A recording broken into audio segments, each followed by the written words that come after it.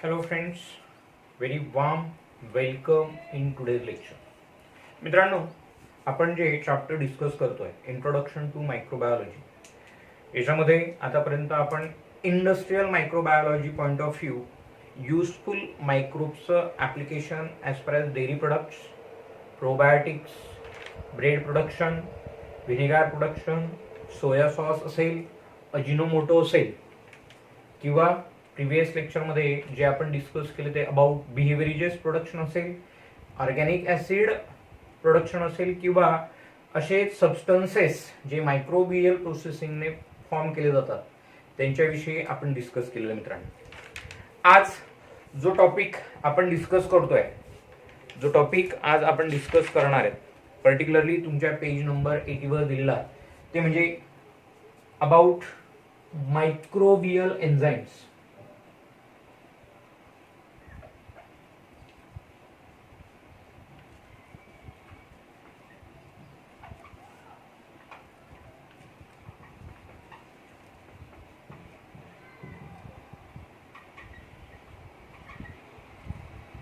मित्रांनो, जो टॉपिक आपण डिस्कस करतोय या टॉपिक रिलेटेड आपल्याला एक्सरसाइज मध्ये question number 5 give the reasons मध्ये दोन गिव्ह द रीजन्स विचारले गेले आहेत.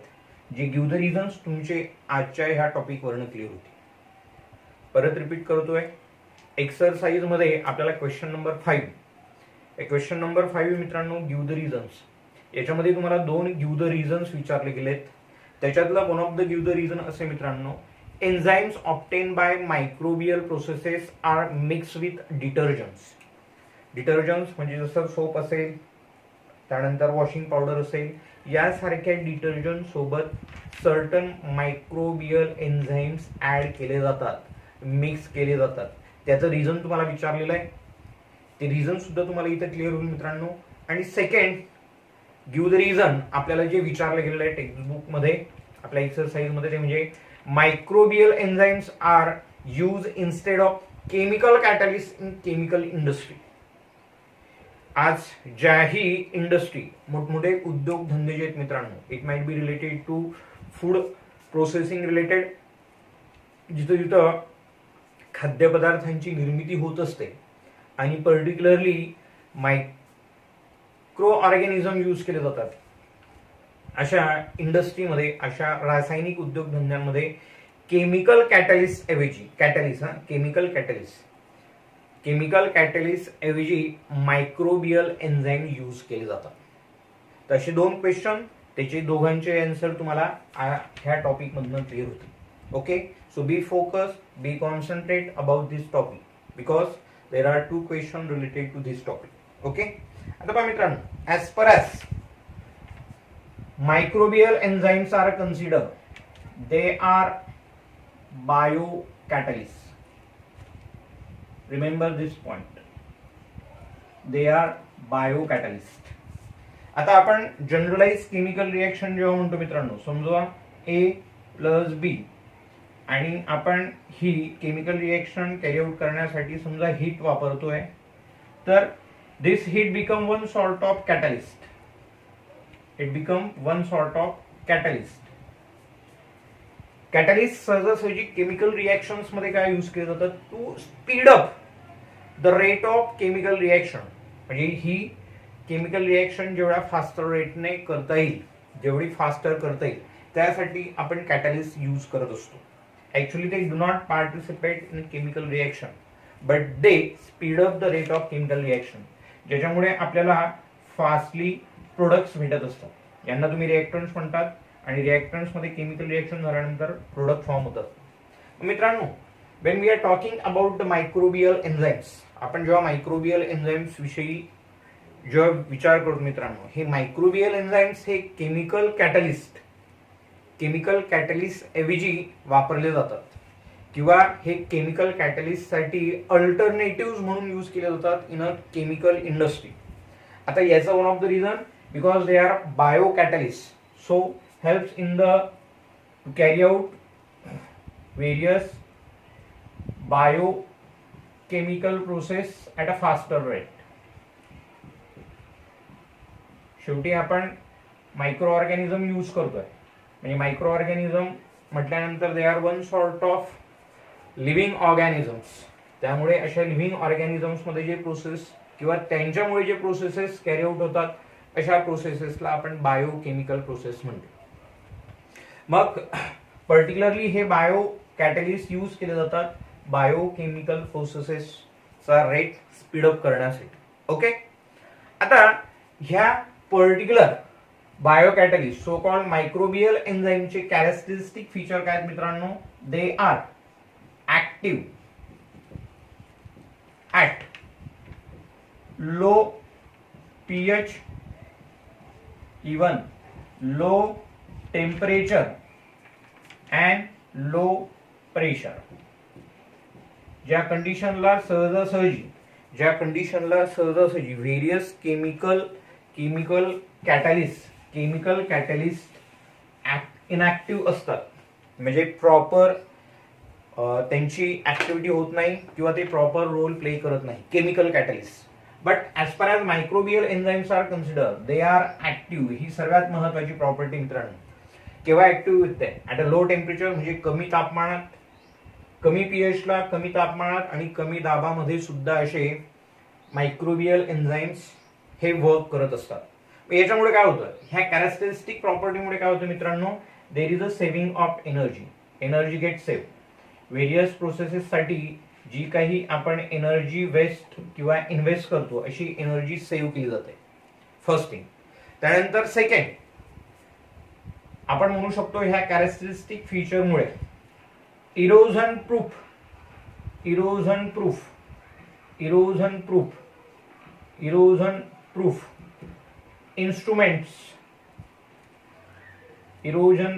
Instruments not necessary.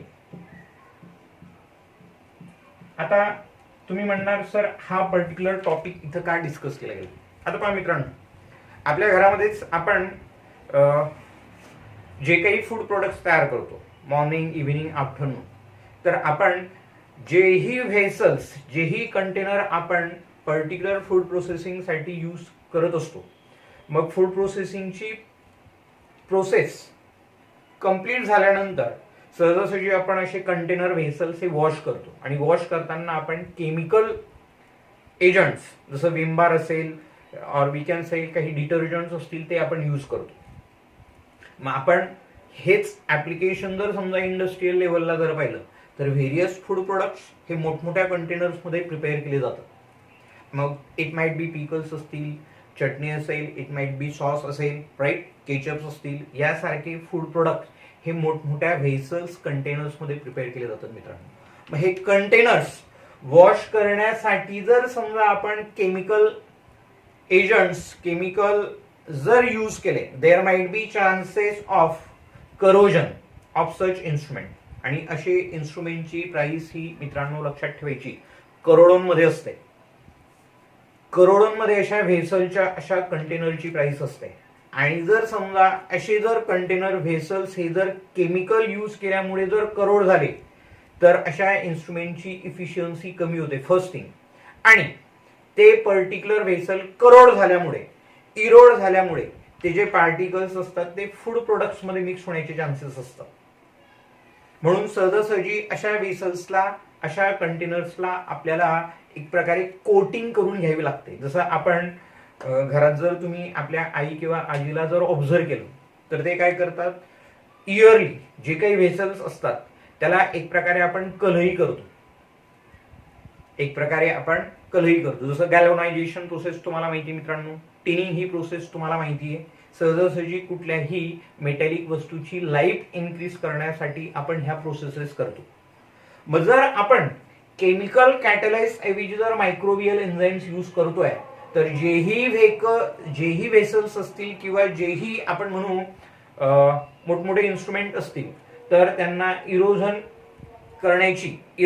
प्रूफ म्हणजे त्यांच्यावर कोटिंग करण्याची गरज नसते. म्हणून हा एक महत्वाचा याच्याशी रिलेटेड पॉइंट आहे मित्रांनो. आणि हे कशामुळे पॉसिबल होतं? Because this microbial enzymes are active at a low pH temperature and pressure. Okay. आता सहजासहजी अशा मायक्रोबियल एन्झाईम्समुळे कुठल्याही प्रकारची any process carry out easily, कुठल्याही प्रकारची process, any process carried out easily, यासारख्या बायो कॅटलिस्टमुळे मित्रांनो लक्षात ठेवायचं, यासारख्या बायो कॅटलिस्टमुळे कुठलीही प्रोसेस स्पेसिफिक प्रोसेस सहजासहजी हे कसे बायो कॅटलिस्ट स्पेसिफिक म्हणजे विशिष्ट प्रक्रिया सहजपणे कॅरी आउट करून देतात. याचा आपल्याला बेनिफिट काय असतो, पर्टिक्युलरली याचा बेनिफिट असा आहे मित्रांनो, there is unnecessary by products not form. सहजासहजी जी पर्टिक्युलर प्रोसेस आपण टार्गेट करतो ती मायक्रोबियल एन्झाईम्समुळे सहजपणे पॉसिबल होतात. त्यामुळे काय होतं मित्रांनो, अननेसेसरी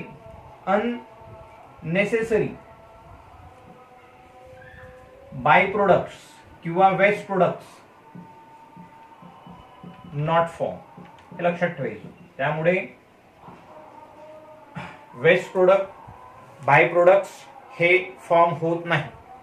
त्यामुळे याचा बेनिफिट अजून एक असा होतो, expenses on purification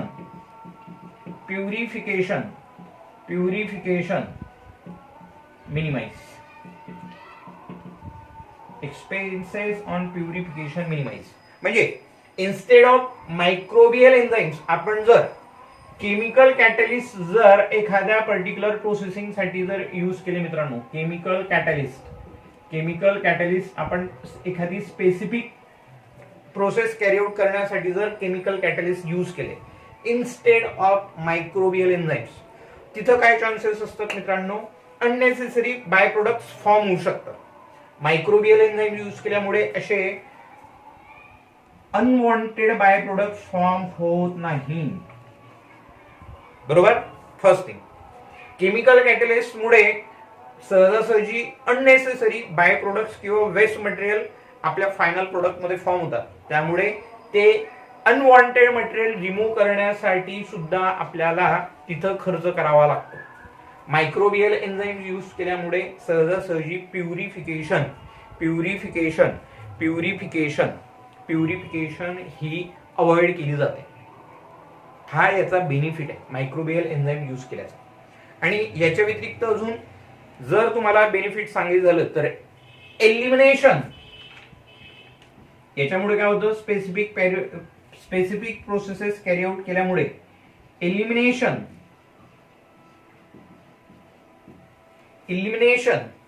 and decomposition avoided. Elimination and decomposition avoided.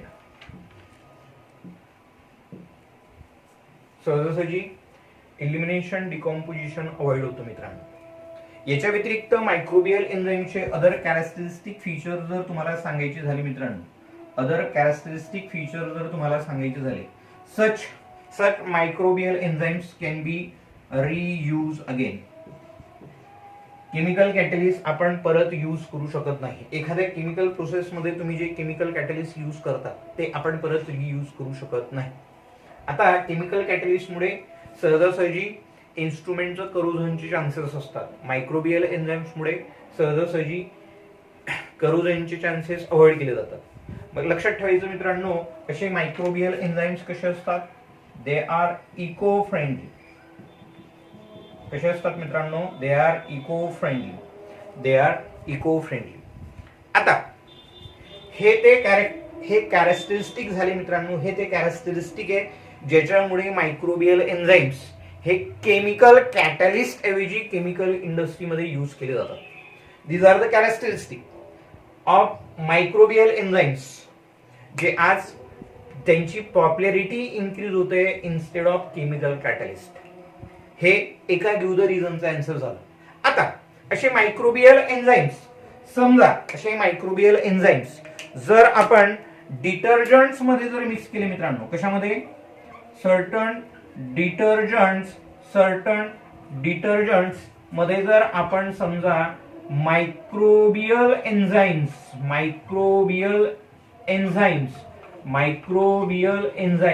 जर समजा मिक्स केले तर लक्षात ठेवायचं डस्ट किंवा मक, ज्याला आपण घाण असं म्हणतो, डस्ट और we can say muck remove easily. म्हणून एक प्रश्न जो तुम्हाला विचारला गेलेला आहे की सहजासहजी enzymes obtain by microbial processing, enzymes obtain by microbial processing, असे एन्झाइम्स जर समजा आपण डिटर्जंट्स मध्ये जर ऍड केले तर dust and muck remove at a low temperature. हे सर्वात महत्वाचं कॅरेक्टरिस्टिक फीचर मित्रांनो. It remove at a low temperature. त्यामुळे सहजासहजी मायक्रोबियल एन्झाइम्स जे मायक्रोबियल प्रोसेसिंगने ऑब्टेन होतात हे डिटर्जंट्स मध्ये ऍड केले जातात because they help to remove dust और muck at a low temperature easily. बस एवढं एक स्टेटमेंट लिहायचं आहे. समजा हा क्वेश्चन जर आला तर डेफिनेटली तुम्हाला याचे 2 मार्क्स सहजपणे भेटतील मित्रांनो. ओके, आता पहा, आपण जर व्यवस्थितपणे जर विचार केला तर अशा एन्झाइम्सची मी तुम्हाला नावं जर सांगायची झाली मित्रांनो, अशा एन्झाइमची जर तुम्हाला नावं जर सांगायची झाली, नावं व्यवस्थितपणे लक्षात ठेवायची आहे. सहजासहजी जे वर्ड्स आहेत तुम्हाला सर्वांना न्यूली येत आहेत, त्यामुळे सहजासहजी आपल्याला ही नावं लक्षात ठेवायला डिफिकल्ट जातात. एक हिंट देऊन ठेवतोय सहजासहजी मायक्रोबियल एन्झाइमची नावं लक्षात ठेवण्यासाठी. HIL square, HIL hill, L चा स्क्वेअर, म्हणजे हे प्रत्येक लेटर तुम्हाला एका एन्झाइमचं नाव देणार आहे ज्याचं नाव पर्टिक्युलरली त्या लेटरने स्टार्ट होतं. जसं H फॉर हायड्रोलेज. आता हे नाव कसं आलेलं आहे? हे पर्टिक्युलर मायक्रोबियल एन्झाइम्स मित्रांनो लक्षात ठेवायचं हायड्रॉलिसिस प्रोसेस मध्ये आपल्याला हेल्पफुल ठरतात. हायड्रॉलिसिस मध्ये काय, ज्या प्रोसेसिंग मध्ये आपल्याला पर्टिक्युलरली ज्या बायोकेमिकल प्रोसेस मध्ये आपल्याला वॉटर ऍड करायचं आहे, हायड्रॉलिसिस. ओके, त्यानंतर I फॉर आयसोमरेज.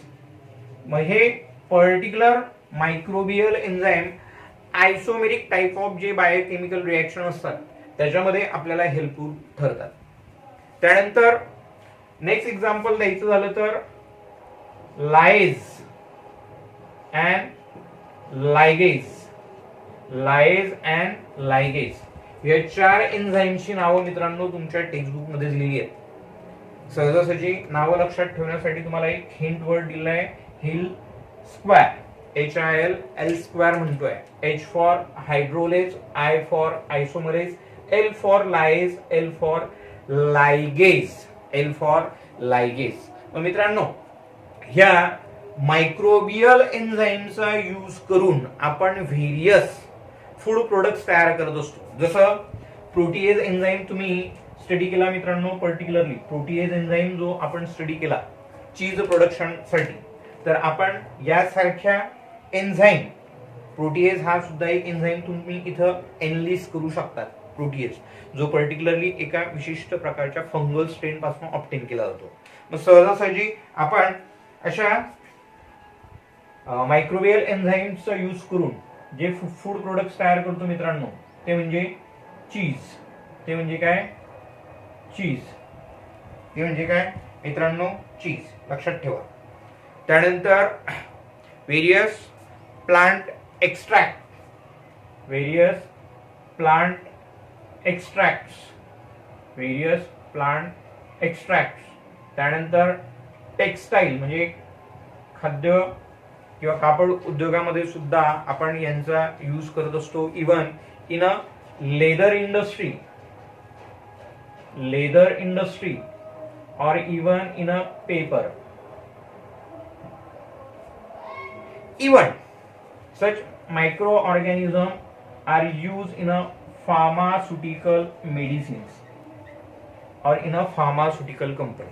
जसं तुमच्या टेक्स्टबुक मध्ये 2 सिरपची नावं आली मित्रांनो, 2 सिरपची नावं आलेली आहेत.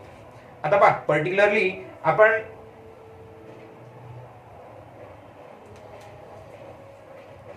कॉर्न कॉर्न फ्लोअर जर आपण यूज केलं मित्रांनो, कॉर्न फ्लोअर, बरोबर, तर या कॉर्न फ्लोअर मध्ये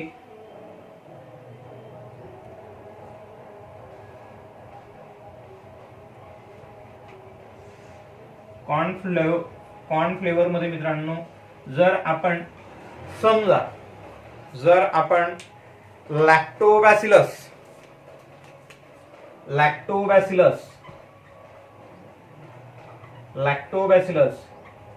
हे बॅक्टेरियल स्ट्रेन जर आपण यूज केलं मित्रांनो, तर आपण कॉर्न फ्लोअर पासून प्रोड्यूस करू शकतो ते म्हणजे ग्लुकोज सिरप लक्षात ठेवायचं. आणि जर समजा आपण मायक्रोबियल स्ट्रेन चेंज केला, म्हणजे इन्स्टेड ऑफ लॅक्टोबॅसिलस तुम्ही जर स्ट्रेप्टोमायसिस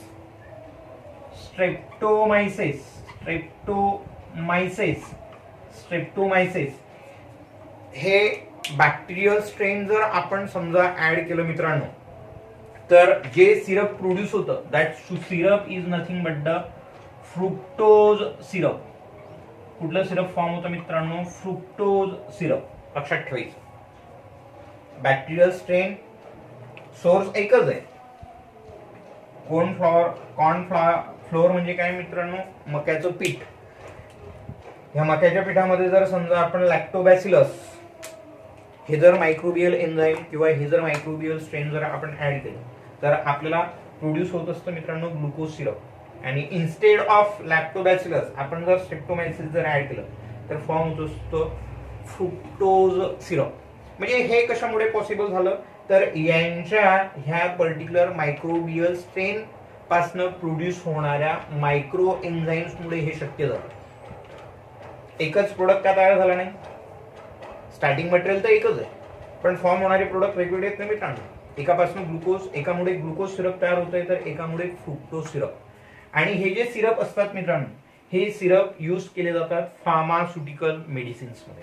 कशामध्ये यूज केले जातात? Pharmaceutical medicines.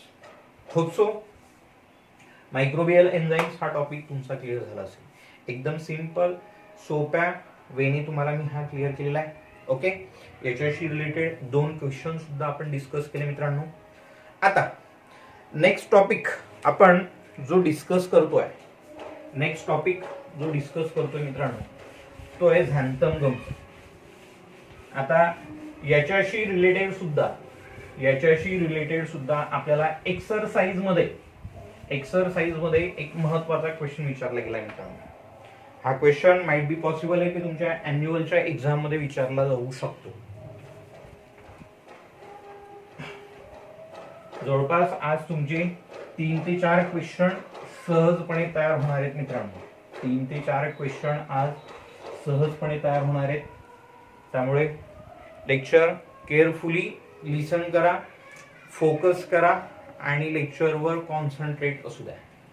आता मित्रांनो, जो नेक्स्ट प्रोडक्ट आपण डिस्कस करतोय, सो कॉल्ड झॅन्थम गम.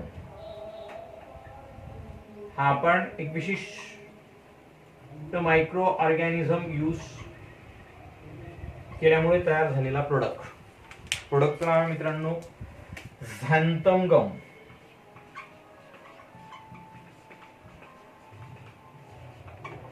Microbial product. आता पहा मित्रांनो, हा प्रोडक्ट सहजासहजी ह्या प्रोडक्टचे अगोदर कॅरेक्टरिस्टिक समजून घ्या. खूप महत्वाचा प्रोडक्ट आहे. कॅरेक्टरिस्टिक जर सांगायची झाली मित्रांनो या प्रोडक्टची, पर्टिक्युलरली झॅन्थम गम ची कॅरेक्टरिस्टिक जर तुम्हाला सांगायची झाली, तर ह्या मायक्रोबियल प्रोडक्टचं सर्वात महत्वाचं कॅरेक्टरिस्टिक असतं मित्रांनो, it imparts thickness to various food products. It imparts thickness. मग हे व्हेरियस प्रोडक्ट्स कुठले तुमचे जे प्रोडक्ट सहजासहजी तुम्हाला आवडतात त्याच्यामध्ये म्हणजे आईस्क्रीम, बरोबर, सर्वांना आवडता प्रोडक्ट आहे मित्रांनो. त्यानंतर सांगायचं झालं तर चॉकलेट्स,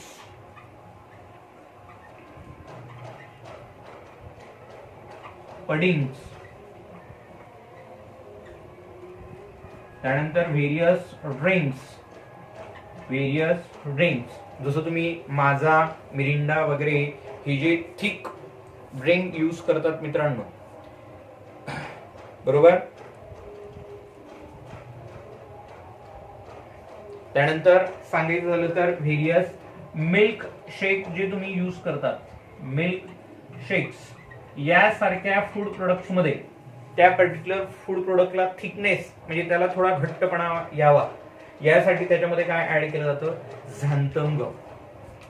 याची ही महत्वाची कॅरेक्टरिस्टिक प्रॉपर्टी. जसं आपण व्हिनेगारची महत्वाची प्रॉपर्टी स्टडी केली मित्रांनो, it imparts sour taste to the food product. मग ते चिटणी असेल, पिकल असेल, त्यानंतर आपण म्हणून केचप्स असतील, यासारख्या फूड स्टफला ते काही इम्पार्ट करतं व्हिनेगार.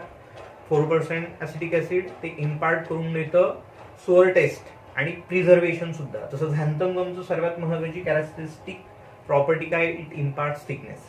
याच्या व्यतिरिक्त लक्षात ठेवायचं मित्रांनो, याचं अजून एक महत्वाचं characteristic feature, it is soluble in hot as well as in a cold water. दोघं प्रकारच्या पाण्यामध्ये हे सहजपणे सोल्युबल आहे. त्यामुळे जेव्हा केमिकल इंडस्ट्रीमध्ये यासारखे फूड प्रोडक्ट यूज करताना हे one of the micro PL product जेव्हा यूज केलं जातं, तर व्हेसल्स क्लीन करताना, कंटेनर्स क्लीन करताना सिंपल आपण हॉट किंवा कोल्ड वॉटर जर यूज केलं तरी हे प्रोडक्ट सहजपणे कंटेनरला स्टिक झालेलं प्रोडक्ट सहजपणे निघतं. आणि याच्या व्यतिरिक्त अजून एक याची महत्वाची, हे थिकनेस काय इम्पार्ट करतं, तर इट इज हायली डेन्स. हे कसं आहे मित्रांनो, याची डेन्सिटी कशी आहे, it has a high density. पण ह्या कॅरेक्टरिस्टिक प्रॉपर्टीजमुळे पर्टिक्युलरली ह्या प्रोडक्टचं ऍप्लिकेशन खूप साऱ्या फूड स्टफ मध्ये, even agriculture point of view, textile point of view हा मायक्रोबियल प्रोडक्ट यूज केला जातो मित्रांनो. आणि याच्याशी रिलेटेडच तुम्हाला एक्सरसाइज मध्ये कन्सेप्च्युअल फ्लो चार्ट तुम्हाला कंप्लीट करायला सांगितलं आहे मित्रांनो. Conceptual flow chart. आता या पद्धतीने तुम्हाला क्वेश्चन नंबर 6 म्हणून तुम्हाला कन्सेप्च्युअल फ्लो चार्ट कंप्लीट करायला सांगितलं आहे. प्रोडक्ट दिलाय तुम्हाला झॅन्थम गम. पर्टिक्युलर झॅन्थम गम आपण यूज करतो मित्रांनो यासारख्या फूड स्टफ मध्ये. ओके, डेली बेसिसवर तुम्ही one of the product use करतात, सो कॉल्ड टूथपेस्ट. बरोबर, टूथपेस्ट मध्ये सुद्धा आपण काय यूज करतो मित्रांनो, झॅन्थम गम त्याच्यामध्ये ऍड केलेलं असतं. म्हणून पहा, तुम्ही जे टूथपेस्ट यूज करतात त्याची कन्सिस्टन्सी कशी असते, थिक. बरोबर, हे आपल्या डे टू डे लाईफशी असलेल्या प्रोडक्ट्स मध्ये झॅन्थम गमचा यूज. याच्या व्यतिरिक्त झॅन्थम गम यूज केलं जातं मित्रांनो ऍग्रिकल्चर फील्ड मध्ये ऍज अ फर्टिलायझर्स म्हणून. काय म्हणून यूज केलं जातं ते, ऍज अ फर्टिलायझर्स, म्हणजे खत म्हणून सुद्धा किंवा खत तयार करताना सुद्धा यूज केलं जातं. याच्या व्यतिरिक्त तुम्हाला झॅन्थम गमचा यूज सांगायचं झालं तर it is use in the production of various weedicides. जे वेगवेगळे तणनाशक असतात मित्रांनो, वेगवेगळे जे तणनाशक असतात त्या तणनाशकांच्या मॅन्युफॅक्चरिंग मध्ये सुद्धा झॅन्थम गम यूज केलं जातं.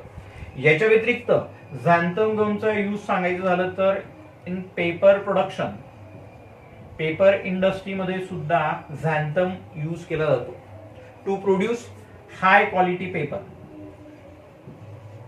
काय तयार करण्यासाठी मित्रांनो, हाय क्वालिटी पेपर तयार करण्यासाठी सुद्धा. पेपर पण कसे, त्यांची कन्सिस्टन्सी चांगली असावी. बरोबर, त्यासाठी त्याच्यामध्ये झॅन्थम गम यूज केला जातो. झॅन्थम गम हे फूड प्रोडक्ट यूज केलं जातं. याच्या व्यतिरिक्त जर तुम्हाला झॅन्थम गमचं यूज सांगायचं झालं तर particularly xanthan gum you also use in a textile industry. Textile इंडस्ट्रीमध्ये सुद्धा झॅन्थम गम ऍड केला जातो. आता तुमच्या मनामध्ये क्वेश्चन निर्माण होईल मित्रांनो, जर हे एवढं युजफुल प्रोडक्ट आहे तर याच्यासाठी रॉ मटेरियल म्हणजे स्टार्टिंग मटेरियल कोणापासनं हे यूज केलं जातं, तर हे प्रोड्यूस करण्यासाठी यूज केलं जातं मित्रांनो स्टार्च मोलॅसेस. स्टार्च, मोलॅसेस ह्या सोर्स आपण जर फर्मेंटेशन केलं पर्टिक्युलरली कोणाच्या मदतीने, तर एक विशिष्ट प्रकारचं फंगल स्ट्रेन झॅन्थोमोनास स्पेसीज या पर्टिक्युलर मायक्रोबियल स्ट्रेन मुळे जर आपण ह्या फूड मटेरियलचं, ह्या रॉ मटेरियल्स जर आपण फर्मेंटेशन केलं मित्रांनो, फर्मेंटेशन शेवटी हे मायक्रो ऑर्गॅनिझम डेफिनेटली याच्यामुळे जी प्रोसेस कॅरी आउट होईल ती फर्मेंटेशन, आणि जो प्रोडक्ट फॉर्म होतो सो कॉल्ड झॅन्थम गम. कन्सिस्टन्सी थिक असते. नाव कसं दिलं गेलं, पर्टिक्युलर मायक्रोबियल स्ट्रेन मुळे प्रोड्यूस झाल्यामुळे त्याला नाव दिलं गेलं ऍज अ झॅन्थम गम. ओके, आणि ह्या पर्टिक्युलर फूड स्टफचे कॅरेक्टरिस्टिक मी तुम्हाला क्लिअर केले. These are the characteristic. हे झॅन्थम गमचे कॅरेक्टरिस्टिक्स आहेत मित्रांनो, बरोबर. हे झॅन्थम गमचे कॅरेक्टरिस्टिक आहेत, ज्या कॅरेक्टरिस्टिक मुळे त्याचं एवढं वाईड ऍप्लिकेशन आहे, एवढं वाईड ऍप्लिकेशन आहे.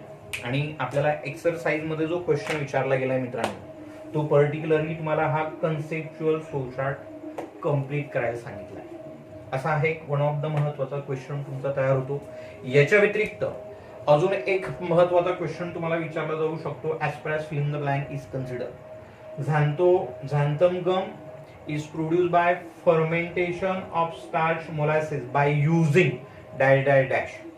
So it is nothing but the Xanthomonas species. Fill in the blank म्हणून तुम्हाला हे विचारलं जाऊ शकतं. ओके, होप सो झॅन्थम गम हा टॉपिक सुद्धा तुमचा क्लिअर झाला असेल. आता लास्ट फूड प्रोडक्ट्स रिलेटेड म्हणजे ऍज अ मेडिसिन म्हणून जो लास्ट प्रोडक्ट आपण डिस्कस करतो मित्रांनो, जसं मी तुम्हाला अगोदर ह्या चॅप्टरच्या मॅप मध्ये तुम्हाला क्लिअर केलंय. हे चॅप्टर आपण कसं स्टडी करणार आहे, एक फूड प्रोडक्ट किंवा फूड रिलेटेड प्रोसेस मध्ये मायक्रो ऑर्गॅनिझमचा यूज आणि सेकंड एन्व्हायरमेंट रिलेटेड मायक्रो ऑर्गॅनिझमचा यूज. मग आता आपण जे कम्प्लीट करतोय ते कम्प्लीट करतोय as per as food products, food related process और even for pharmaceutical products.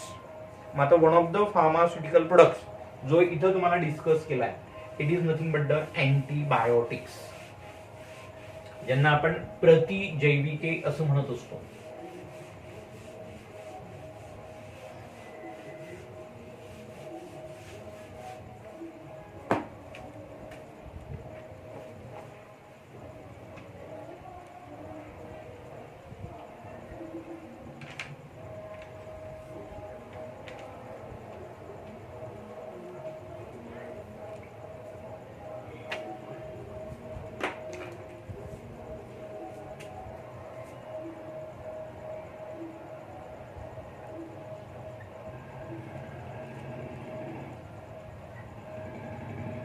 Antibiotics हे सुद्धा one of the microbial products आहेत मित्रांनो.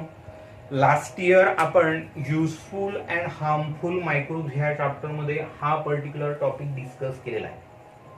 आता बघा, antibiotics these are the one sort of these are the pharmaceutical medicines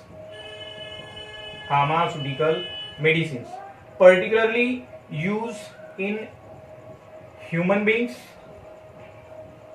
as well as in other animals. म्हणजे cattles असतील किंवा वाईल्ड एनिमल्स, ते समजा एखाद्या बॅक्टेरियल इन्फेक्शन पासून जर सफर झाले असतील तर ती ट्रीट करण्यासाठीची मेडिसिन यूज केली जाते, सो कॉल्ड अँटीबायोटिक्स.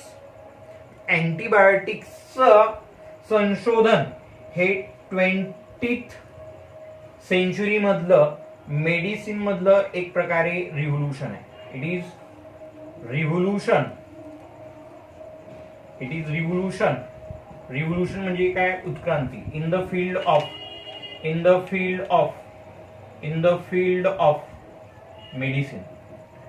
मित्रांनो, जसं आपण बरेचसे फूड रिलेटेड बरेचसे रिव्होल्यूशन तुम्हाला माहिती आहेत. जसं at least one of the revolution green revolution तुम्हाला माहिती आहे, व्हाईट रिव्होल्युशन जे लास्ट इयर सुद्धा तुम्ही स्टडी केलं मित्रांनो, ह्या वर्षी सुद्धा हे दोघं रिव्होल्युशन आपण स्टडी करणार आहे. जसं green revolution related to agriculture, white revolution related to dairy products are milk products, आणि वन ऑफ द येणार आहे तुम्हाला ब्ल्यू रिव्होल्युशन नेक्स्ट चॅप्टरमध्ये. असं मेडिसिन फील्डमध्ये अँटीबायोटिक्सचं संशोधन, it is one sort of revolution, ही उत्क्रांती आहे ज्याच्यामुळे life threatening disease like TB or we can say typhoid or cholera यासारखे व्हेरियस लाईफ थ्रेटनिंग डिसीज हे क्युअर करता आले मित्रांनो. म्हणजे काय, दुरुस्त करता आले. जर ह्या मेडिसिनचा, ह्या मायक्रोबियल प्रोडक्टचा जर समजा शोध लागला नसता तर एक प्रकारे यासारख्या डिसीजमुळे आपलं लाईफ स्पॅन अजून खूप कमी झालं असतं. So thanks to this microbial products ज्याच्यामुळे आपलं लाईफ स्पॅन सुद्धा इन्क्रीज झालेलं आहे. जसं तुमच्यासोबत एक इन्सिडन्स शेअर करतो, रिअल आहे. First world war and second world war, दोघेही वर्ल्ड वॉर तुम्ही स्टडी केलेत मित्रांनो. बट सेकंड वर्ल्ड वॉरचा जर आपण विचार केला, which last for almost 4 to 5 years from 1939 to 1942-43 पर्यंत जे महायुद्ध चाललं, particularly during this world war second, death casualties are very less as compare to first world war. कारण 1928 मध्ये अलेक्झांडर फ्लेमिंग या सायंटिस्टने जे आपल्याला सर्वात महत्वाचं अँटीबायोटिक शोधून दिलं मित्रांनो, so called penicillin, first ever antibiotic derived, जे डिराइव्ह झालं जवळपास 3 सप्टेंबर 1928, आणि डेफिनेटली सेकंड वर्ल्ड वॉर तुमचं जवळपास 10 years नंतर झालं. तर ह्या अँटीबायोटिकच्या डिस्कव्हरीमुळे सेकंड वर्ल्ड वॉर मध्ये डेथ कॅज्युअलिटी कमी झाल्या मित्रांनो, डेथ कॅज्युअलिटीज कमी झाल्या, लक्षात ठेवायचं. मग हे पर्टिक्युलर हे जे अँटीबायोटिक्स आहे हे कोणापासनं, तर एक विशिष्ट प्रकारच्या फंगल स्ट्रेन ज्यांची नावं तुम्हाला सांगतोय ते म्हणजे पेनिसिलियम नोटॅटम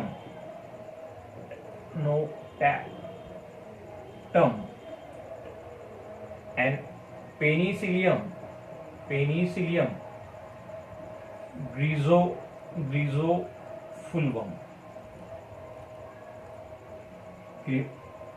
ग्रिझोफुल्वम हे दोन फंगल स्ट्रेंड आहेत मित्रांनो, ज्यांच्यापासनं पेनिसिलिन हे antibiotic first ever discovered antibiotics in the field of medicine. आता आपण अँटीबायोटिक जर म्हटले मित्रांनो, what are these antibiotics? Antibiotics these are nothing but the carbon containing compound. These are the carbon containing compound.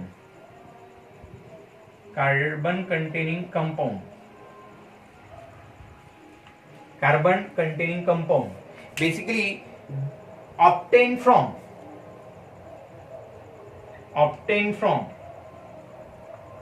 microbes like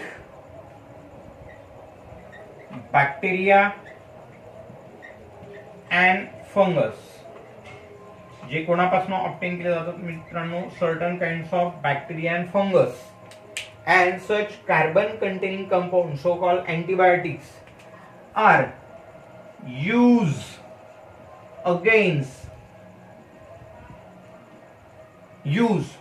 used to destroy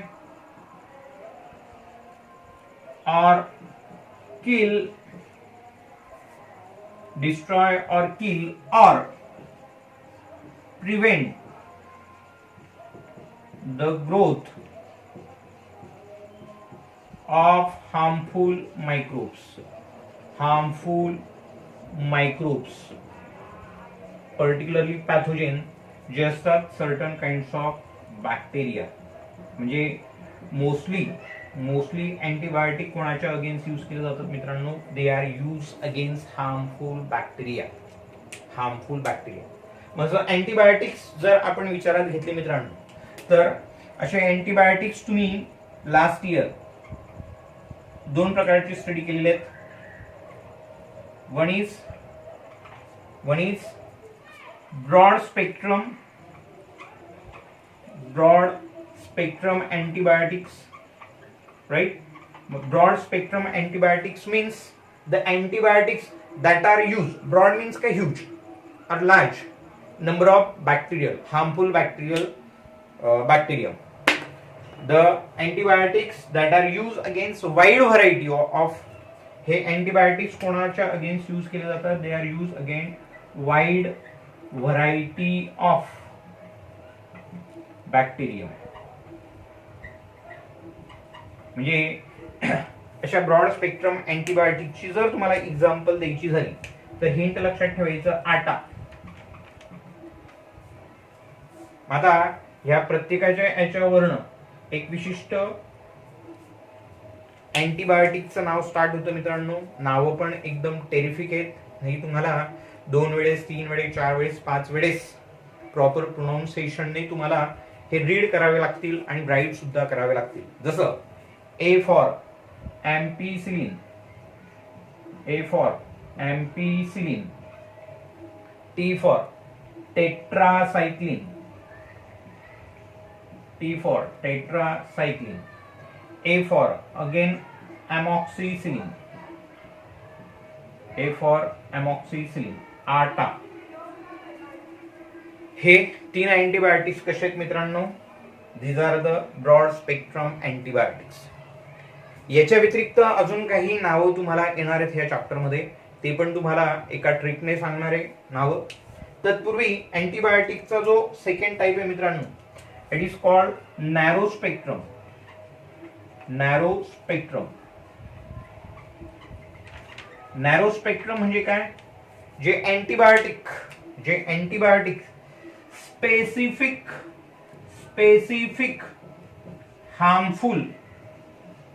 harmful बॅक्टेरियमच्या against use केलं जातं.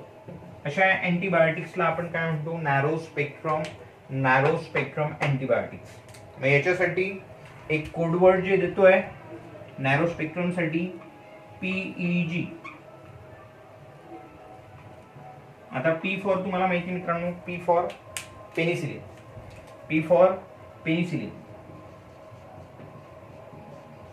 बरोबर. E for erythromycin, G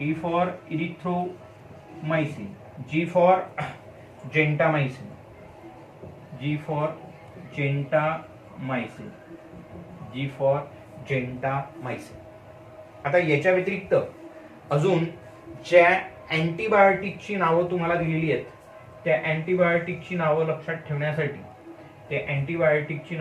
ठेवण्यासाठी एक code word देतोय मित्रांनो.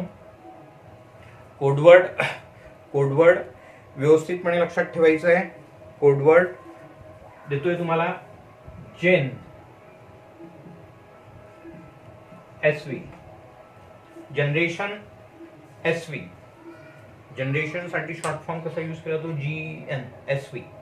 आता हे प्रत्येक लेटर तुम्हाला एक विशिष्ट प्रकारच्या अँटीबायोटिकचं नाव सांगणार आहे आणि हे सर्व मायसिन फॅमिलीशी बिलॉंग करणारे अँटीबायोटिक. जसं G for जेंटामायसिन,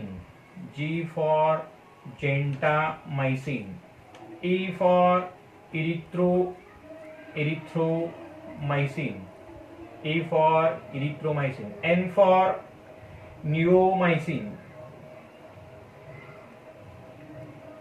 S for streptomycin, V for vancomycin. प्रत्येक याच्या जवळपास मायसिन वर्ड आलेला आहे मित्रांनो. आणि हे सर्व काय? these are the carbon containing compounds which are obtained from specific type of bacteria and fungus, so called antibiotics. Particularly they are used to destroy, kill or prevent the growth of harmful microbes like bacteria. Okay, मग हे जे particularly हे जे microbial products so called antibiotics, they are used again positive as well as negative gram bacteria. Positive आणि negative ग्राम बॅक्टेरियाच्या against हे antibiotics use केले जातात मित्रांनो. आणि असं एक महत्वाचं अँटीबायोटिकचं नाव लक्षात ठेवायचं आहे जे ट्युबरक्लोसिसच्या अगेन्स्ट यूज केलं जातं. तुमच्या टेक्स्टबुक मध्ये दिलेलं आहे, फिल इन द ब्लँक म्हणून तुम्हाला विचारलं जाऊ शकतं. So called rifampicin, fill in the blank म्हणून तुम्हाला विचारलं जाऊ शकतं मित्रांनो. ट्युबरक्लोसिस ज्या आजारामुळे आपल्या भारतामध्ये जवळपास इयरली 5 ते 10 I think 10 to 15 lakhs of peoples जे सफर होतात ह्या आजारामुळे. तर यासारखा आजार हा सुद्धा आपल्या भारतामध्ये कम्प्लिटली इरॅडिकेट केला जातोय just because of the discovery so called rifampicin, which is one sort of antibiotics. आणि food related, medicine related, food product process related, this is the last microbial product from this chapter. तर याच्यानंतर आपण जे discuss करणार आहेत मित्रांनो, it is all about application of microbes as per as environment is consider. Environment related मायक्रोबचे application study करणार आहेत आपण, ते म्हणजे सिवेज ट्रीटमेंटमध्ये, बायोफ्युएल्समध्ये, bio fertilisers, bio insecticides, bio inoculants, त्यानंतर सांगायचं झालं तर लँडफिट्स एरियामध्ये, बायोगॅस प्रिपरेशनमध्ये, असे various application as per as environment related is consider, ते आपण नेक्स्ट लेक्चरमध्ये डिस्कस करणार.